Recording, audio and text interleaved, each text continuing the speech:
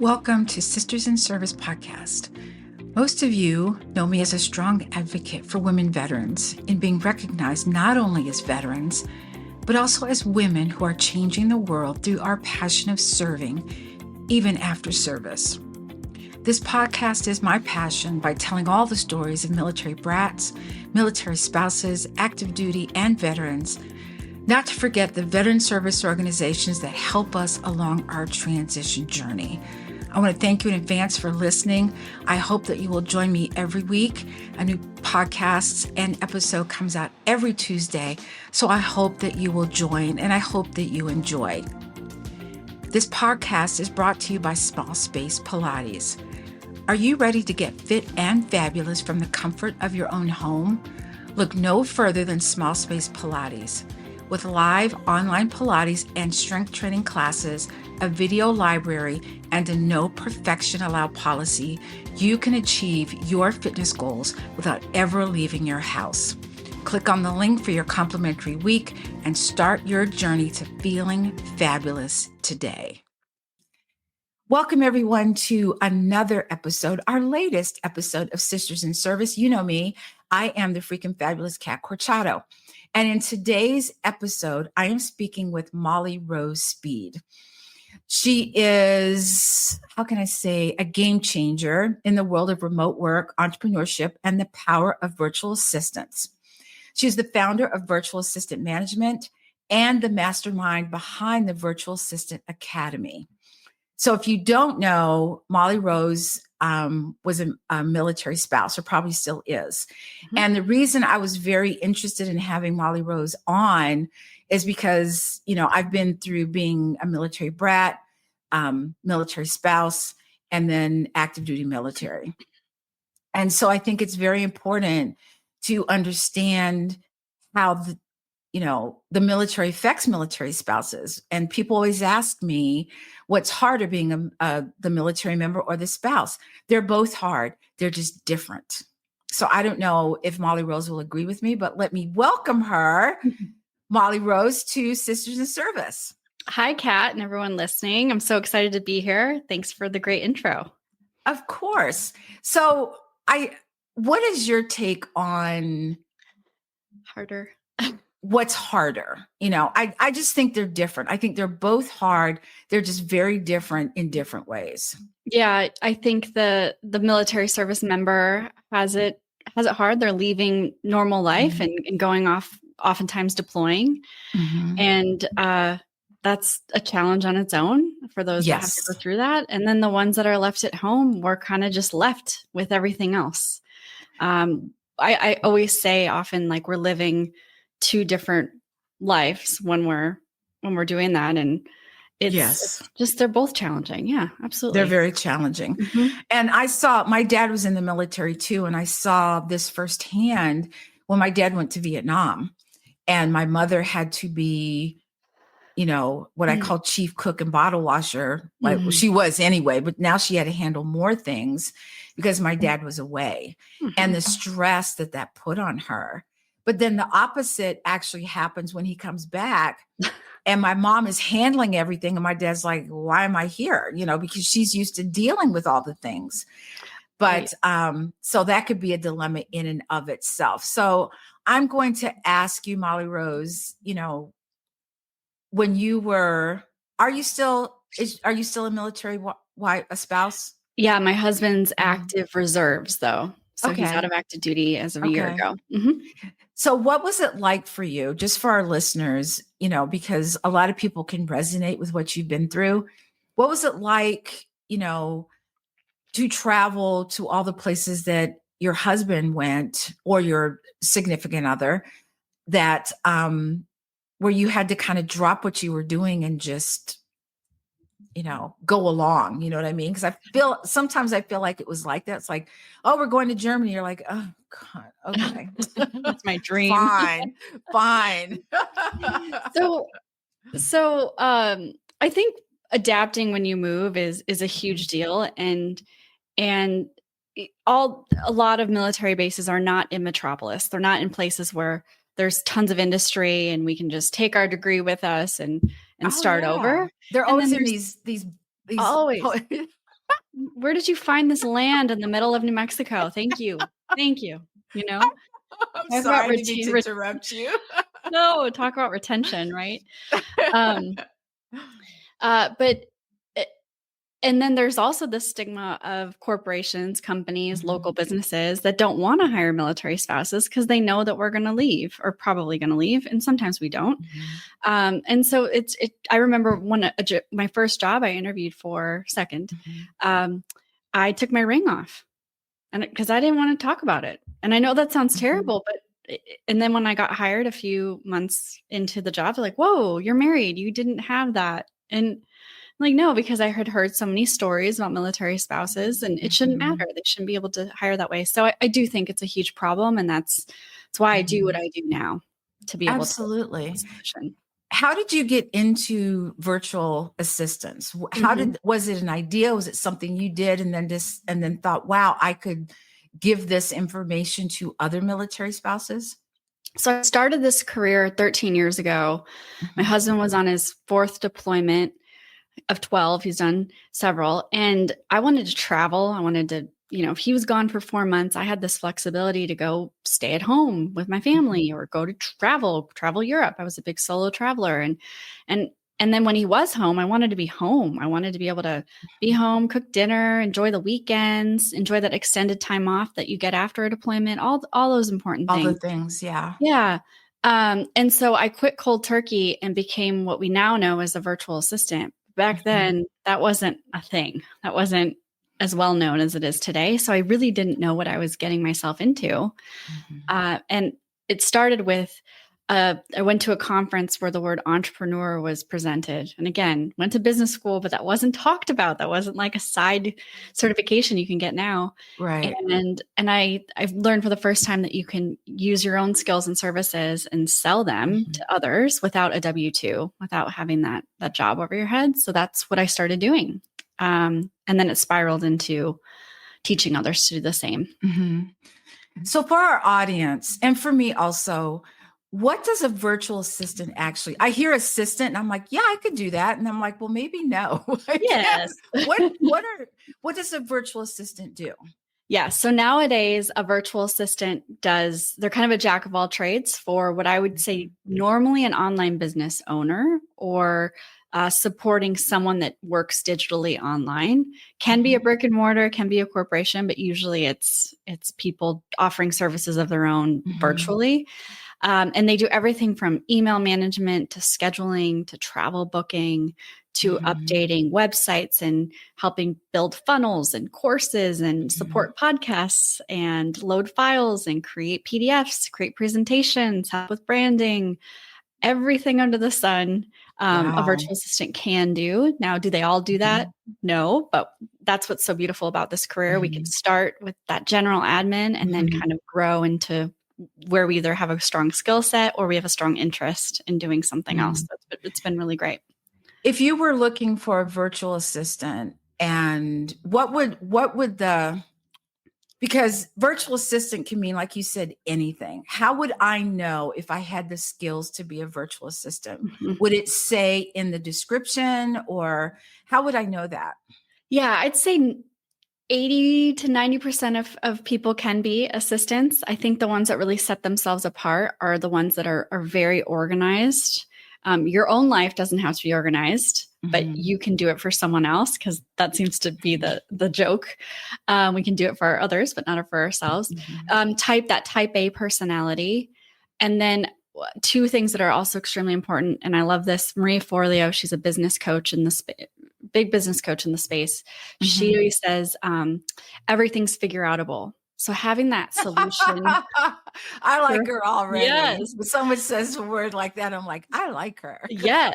She wrote a whole book on it. And that's probably the best thing when I find someone that's like, oh, I don't know how to do this, but I'm going to figure it out. Those ones are, the unicorns in the mix. Yeah, that's gold. Because nowadays it's hard to find anybody, that'll look at a problem.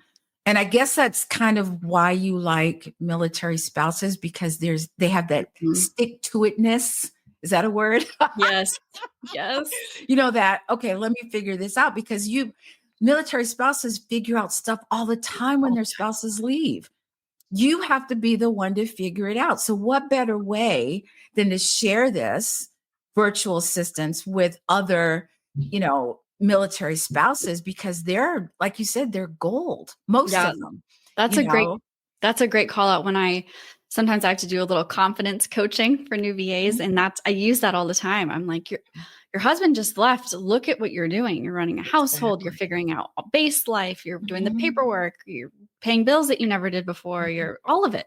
Like Yeah. it's And not to mention, certain things that happen that you can't rely on your spouse because you have to figure it out yourself. Mhm. I Yep. saw that firsthand with my mom. So I love the fact that you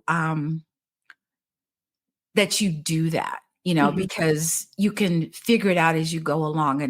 And I love that. I love being able to look at a problem. People say, well, I can help you. I'm like, okay, but let me see how much this I can figure out for myself. Yeah. I'm one of That's those people too. great. And so when you think about when you were first starting, became a virtual assistant, and you're like, wow, I could probably get others, so you founded the Virtual Assistant Academy. Where was that mindset? You'd been doing virtual assistants, you were teaching others to do it, and then you said, I need an academy. Yeah. I need something where I can bring all these people in and Yes. teach them all at the same time. Yeah, so I say one too many Starbucks dates later. I was having military spouses like, "Can I buy you coffee? Can I buy you coffee?" And I was like, "What? Sure, we can go have a chat," because they saw me working for myself when I wanted. I was making good money at the time, and I was traveling. I would just pick up and go and work from my laptop, and that worked great. And so a lot of them were moms, and they're like, I need something I can do while I drop my kid off from school, and then I can plug in. I need to use my brain. I can't have a full-time job, all of those questions. And so I started teaching them one-on-one, like, okay, this is how we can get you started. Let's get your first client. I'll help you along the way. Any questions? And then just realized they kind of quickly got it and took it over. It Um, mushroomed. yes. And so, and as any good course creator does, you teach something multiple times, and then you realize, oh, okay, I have something here. I need to package this up and create a good training program. So that's what birthed the Virtual Assistant Academy. And it's gone through several iterations, and now we have a certification program. Because what I was learning Love that. also, yes, about the space is a lot of business owners would say, oh, I've had VAs, I got burned, or this didn't work out. This, and all of this. I'm like, you're not getting the right VA. You're not getting someone that's been trained. A lot of times it's someone overseas, which has its place. Mhm. But the kind of VAs that we work with are military spouses. And with that, usually they're pretty trustworthy, Yeah. um, well vetted. And so it just created a great Mhm. opportunity for that kind of partnership. I think you have to go through it's kind of like being a personal trainer. I'm in the fitness realm, Yeah. and sometimes the first one isn't the best one. And I think you have to go through 2 or 3 before you figure out what you don't want Yes. in a trainer or even in a virtual assistant, so that you know what you do want. So Molly Rose, what was the biggest challenge you had? Like when you first got into being a virtual assistant, what was your biggest hurdle? I'd say my biggest personal hurdle, and I see it still within my VAs, is charging your worth, right? Like seeing the Oh value. God, that's so hard. I left so much money on the table. Now I won't let my VAs do it. I'm like, Mhm. we're gonna get your investment back real fast at getting certified. So Mhm. I think that was it. Just kind of, and then not having boundaries, kind of letting that client Oh, just well, call I you think that can apply to anyone who's in anything. the Yeah, entrepreneur field, absolutely. because we're trying to get clients or whatever. And, we're like, oh, we'll charge this much. And, my business coach would be like, oh, no, we're charging this much. And we're like, no, I know. we got to push. Like, no, we can't do that. But I think, a lot of people, a lot of entrepreneurs, but specifically anyone affiliated with the military, we just don't want to, you know what I mean? It's weird. And Yep. we feel as though nobody will pay that, but I think you get what you pay for. Mm-hmm. So if Yeah. you are an amazing VA, then people kind of go, oh yeah, okay, she or he is really good. now I understand, Yes. you know, Yes. that what I'm paying for. So when you were getting your academy together, the virtual assistant academy, and I'm sure that was a lot of steps involved to get everything Mhm. that you thought initially you wanted in this academy. What was the biggest hurdle for getting this off the ground? Oh boy. So the academy is split up in two different parts. There's the business Mhm. side where we literally teach you how to run your own business, start an LLC if you decide to go that path. And Mhm. you're your own business owner. So that takes a certain kind of mindset and also the operations behind it. But then there's the tech side. And I think that the biggest challenge, and it still is, before I hopped on, I was actually mapping out a new little training course, is Mhm. software, and especially in the past 7 to 8 years since I've had this program, has just Yes. taken off. There's Yes. a new thing for everything. And so we as virtual assistants kind of need to be up to speed on that. Mhm. So I'm constantly adding to that tech accelerator, if you will, of all Mhm. the tech that we all need to know. And so that's kind of been the biggest, I'd say, thing to keep up with. And then making sure the VAs go back in, learn your new skill this week or whatever that looks like for their schedule, Mhm. because you are always learning and evolving. And that also adds more value and allows you to charge more. Mhm. So it's always a good incentive to do that. Absolutely. It's like having a lot of things in your toolbox. When Hmm. someone says, "Hey, have you ever worked with blank?" and they go, "Yes." And then it's like automatic, Yeah. "Oh, how much do you charge?" Yeah.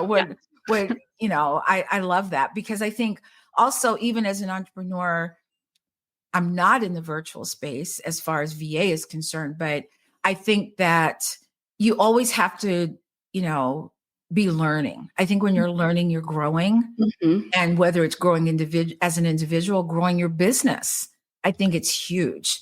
Yeah. So I know that your academy has helped quite a few people. About 150 is probably not more. Can you share a success story that stands out to you? Someone Mm. that maybe started off horrifically and then just blossomed, or can you share something with our audience? Yes. Let's see which one do I want to go to? Okay, so we have a VA. Her name is Tina, and she used to be in HR. Mhm. And I remember a prior military spouse of my same squadron. I remember she would call me and say, "Molly Rose, I can't do it anymore. I'm making $15 an hour. I'm running an HR department staffing agency, and I'm literally crying every day. I have a baby at home, all the things." And I'm like, "You Mhm. really just need to stop doing that and do this." But that leap right there, that, oh, do I trust myself? Do I believe in myself to be able to do this? We had to get through that. I'm like, let's just start with one client on the side and do that. And Mhm. since that one client that led to the next and led to the next allowed her to quit her corporate job and double Nice. her, her Mhm. $15 was easily $30 an hour right after that. Mhm. She's now gone on to get her project management degree paid for by the military, um, Nice. at a predominant school in North Carolina that we all know. And then now she's working for a startup making six figures. Never, ever, ever would she have thought that this would be her path or her life. And I'm like, Wow. you can do this all because you built these skills, decided to get a Mhm. project management advanced degree, and then go and take it to the big leagues, kind of, right? The big corporation. Absolutely. Yeah. So that's been really, really cool to be able to see that. I love that.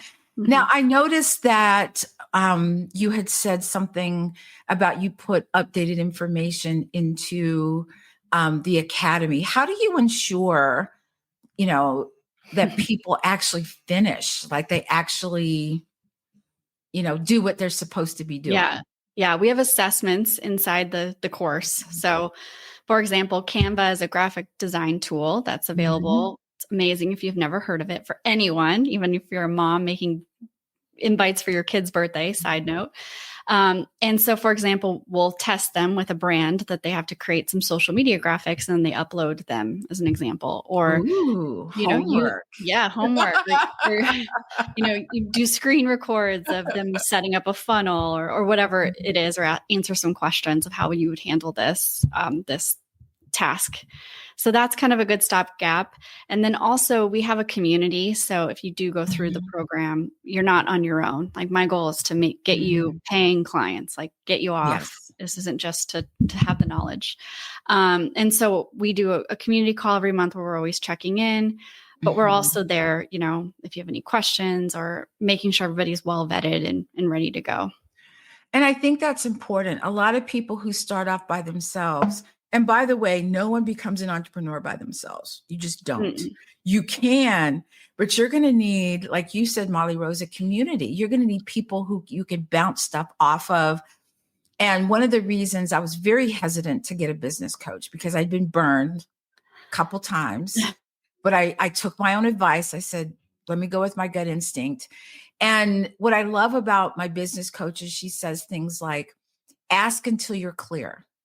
And you may ask the same question 25 times. Yes, that was me. Until I go, oh, and then the light bulb goes off. Yes. And I love that. I love that. So I love the fact that you have a community, a place where you can ask questions. And even, in the community, sometimes people in the community can ask the question and someone in the community can answer the question. Yes. I love that too. That's amazing. Oh man, this is great. All right. So in any business, anyone who's an entrepreneur, you want a business where you can have a life of freedom and fulfillment. You don't want your business to own you. So how do you do that? How do you make sure that we are not answering, calls at 8, 9 o'clock at night, or how we're not on our, you know what I mean? How do you get that across to your VAs? Yeah. So I find myself saying a lot, we teach people how to treat us. We train people how to treat us, both the same. So I've done this in the past. And the beauty of my experience is I've probably done it every wrong way so that I can tell them exactly what not to do. So for example, I had a client for years and I would always answer the phone. Always. It didn't matter if it was the middle of dinner, I was on a date with my husband, I was at church and I had to step out. I just always thought there was a fire and there never was. So he became used to that. So when I didn't answer, or I did say, hey, it's an 8 to 5 kind of window here, that caused problems because you have to change. So that's extremely important. How you start relationships with clients and vice versa is super, super important. And I can't echo that enough of kind of having those boundaries. And so we kind of walk you through an exercise of deciding, what are your work hours? Of course, things come up and we're going to be helpful. Yes. But you got to have that stiff boundary. And the other thing, especially those that are listening, if you are a business owner or a VA, that I find really important for boundaries is your communication channels. So if you're getting hit up as a virtual assistant via, this has happened to me, Google Chat, text message, phone calls, in Asana, which is a project management tool, via Voxer, those are 5 different things where I'm getting tasked. I'm bound to miss the ball, drop something, like it doesn't make sense. Yes. Yeah. So you really have to define what those 2 communication channels are. How are you being tasked? How are things being followed up on? So that it just works beautifully for both parties involved. I have a friend of mine who she calls boundaries. She says she's Australian, so she calls them boom gates. Boom gates. I love it. And someone else says when she really needs to not be bothered with phone calls, she calls it going to the airport. You know how you have airplane mode on your phone? Yeah. And she clicks that on when she needs like an hour or so of no one interfering so that she can get the work done. She calls it going to the airport. I love that. That's funny. I used to always say my favorite place on earth was an airplane because no one could get to me. And now, now they can. Well, now they can. Yeah, I know. Dang it. Molly Rose, with the rise of remote work, because ever since COVID, it's been up and coming. It's been huge. Yes. How do you see the role of virtual assistants evolving in the next few years? Do you feel like it's going to be huge, even more so than it is now? Yeah. So COVID really helped our industry because people learned to work virtually and it's okay. It all works beautifully, actually even more efficient. So with where we're headed with AI, with business owners, starting businesses right and left, the need for a competent operations person, which is what I get my VAs to, that kind of run the back end of someone's business, is so needed and so desired that if this is of interest, this is a really good time to do it. You just got to commit to being kind of the best of the best, and you'll do really, really well in this career field. That's very promising. You know what I mean? I think a lot of people, even when I started my business, I knew I didn't want a brick and mortar. I knew that. I've been going to brick and mortar places for years. I'm too, it's not that I'm too old. I was going to say I was too old. Sorry, Yvonne. Yvonne's one of my she's like, you need to stop saying that. I don't want to do it anymore. I'm getting to a place where I just don't want to do that anymore. So, what advice would you give to anyone, a military spouse or moms who are considering a remote career, but might be hesitant to kind of take that first step? Yes. So two things to share here. The first is I've helped 85% of my VAs I've trained are military spouses. So of 150 and growing. That's a lot. That's military a lot. spouses. Yes. And they're doing really, really well. And they all kind of started in that same, like, can I do this? Oh, I don't know how, I don't have any skill sets. I'm like, well, 5 minutes with me and I'll pull all your skill sets out of you and then give you a training path on what to do. And then you have a list this long. Yes, you have the skill sets. And I think it just comes down to kind of stepping into that role for yourself. Like, I'm going to take this on. I'm going to have my own business. I'm going to charge my worth. I'm going to get amazing clients and hold that space for that to evolve. Because as I just said before, this is so, so needed in the industry. Yes. Like, everybody's dying for great help. And you could be that next person. And then the other thing I want to share is to create a career around your life, not a life around your career. Oh, say that again, Molly Rose, please. Create a career around your life, not a life around your career. So don't think you have to go get that 9 to 5 or work at a corporation and that's the only path. I think as military spouses, we demand and desperately need to have the career around our life with the flexibility that we need. And this is a perfect opportunity for that, or something like this. I think we need something that we can call ours. Where you're, you've got, the military side of the life, you have your other life with family or kids or whatever, but you need something you kind of go, this is mine. This is what I do. And you can pick it up and move with it. That's what I love. It's, virtual is just amazing. Yep. And so Molly Rose, if I were looking for a virtual assistant, where would I go? How do I find you? Yes. So we have I didn't mention this yet. We have a placement agency of our certified virtual assistants.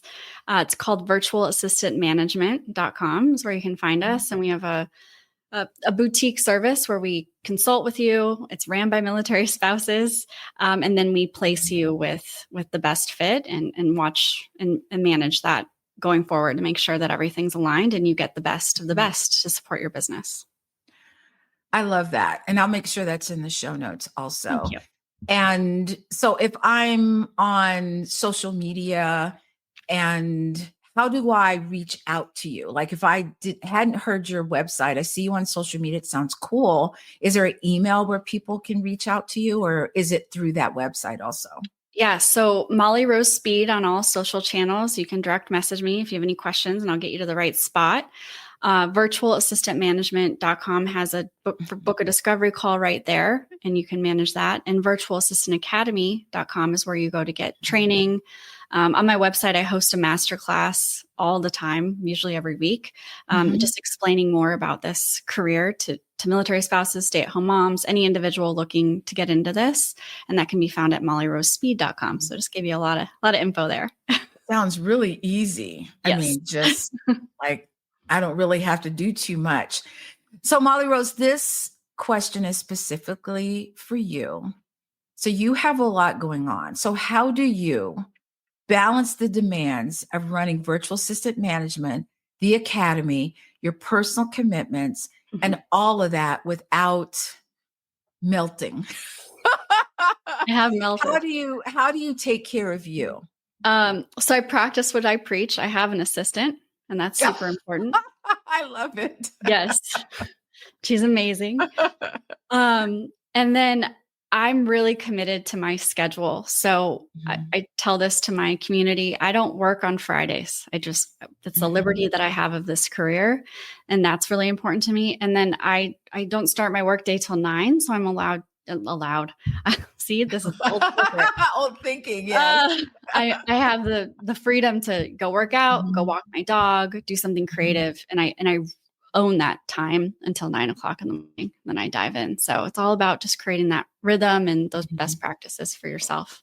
I think that's what I'm trying to get into now because in the fitness industry, I would take 6 a.m. clients, Yeah. and, you know, go to the studio, come home, go back to the studio. And I'm like, no, this isn't, I need to, Yep. I'm in that moment where I'm pulling back a little bit more, Yep.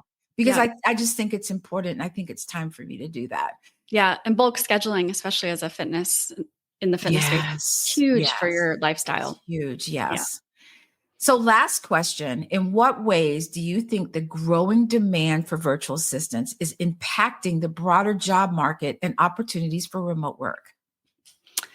So I'm going to use AI because I think that's something that hasn't Mhm. been talked about. A lot of the questions I get are around AI is going to take over the VA market. And I actually think it's going to help the VAs that really understand what's going on, and really allow us to step into the industry in a big, big, big Mhm. way. So with the direction we're going, I think assistants are going to be extremely needed, especially if we work with artificial intelligence, not against it, and it doesn't Yes. replace us. Yes. And so those of us that can add that to our toolbox are going to be really, really Mhm. marketable and needed because we still need the brains behind the business. Yeah, absolutely. I mean, I don't think there's anything out there that you could just say, okay, and go. Yeah. There's something you have to, there's something you have to do. Hmm. Molly Rose, this has been fascinating for me because it's like, oh, this is really cool. Do you have anything coming up or anything that you want people to know about? Yes. So I have a master class. I'm sure I will when this releases as well on Thursday at noon. If you go to my website, you can opt in and get a deep, deep dive into this career, and I Mhm. teach you a little bit more about that. And then for those of you that have ever heard of Kajabi, I'm creating a Kajabi certification for assistants, or if you're a business owner that uses it, it's my favorite software on the planet. It simplifies Mhm. everything into one platform. So I'm creating my own certification of that platform because there's a huge demand for that. So just another way of how we're adding more tools to our team's toolbox as well. Yeah, I love Kajabi. My business coach was like, she was a Kajabi person before anybody knew how to spell Kajabi or even knew what a Yes. Kajabi was. And, she was like, oh, you want to do Kajabi? I was like, well, and she goes, hear me out. She goes, everything that you need is right there. You don't want to pull something from, because sometimes they don't play well together. You Yeah. pull something from Yep. one place and something from, and they don't talk to each other and it's a hot mess. So, Kajabi, thank you. Yay. I hope you're okay with that little plug. I'm sure they are. They're my friends. So Molly Rose, this has been a fascinating conversation. Thank you so much for saying yes to being on the podcast today. And for everyone listening, please stay safe, take care of each other. Until next time, and please remember that it's never too late to start your impossible.